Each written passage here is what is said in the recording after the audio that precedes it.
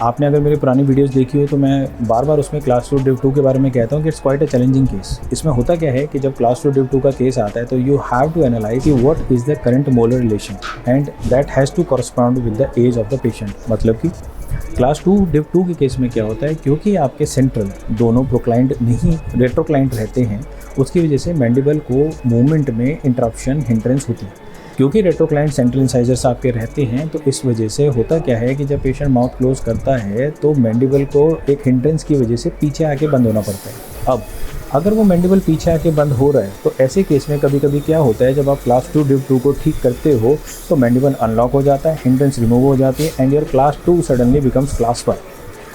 अब अगर क्लास 2 है तो क्या करना है और अगर क्लास 1 है तो क्या करना है, मैं आपको दिखाता हूँ। तो अब हम बात करते हैं पहले बच्चे की। बेटा आपकी एज क्या है? 14। बच्चे की एज 14 है। अब मैं आपको मोलर रिलेशन दिखाता हूँ।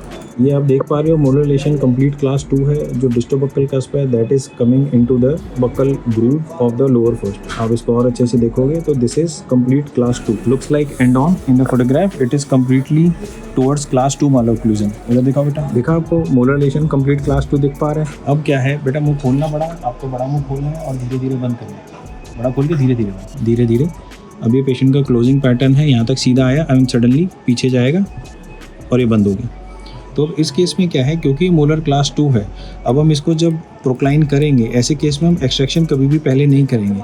हम इसको प्रोक्लाइन करेंगे, मैंडिबल अनलॉक होगा तो वी आर एक्सपेक्टिंग, क्योंकि बच्चे की एज 14 ईयर्स है तो ऐसे में ग्रोइंग ईयर्स होते हैं, तो मैंडिबल अगर अनलॉक होगा तो इट कैन स्टिल ग्रो, तो ऐसे में क्लास 1 बन जाएगा। अगर ऐसे में हम पहले ही एक्सट्रैक्शन कर देंगे तो later on we are going to have a lot of difficulty कि भैया उस केस में हम जो एक्सट्रैक्शन स्पेस है उसको कैसे बंद करें।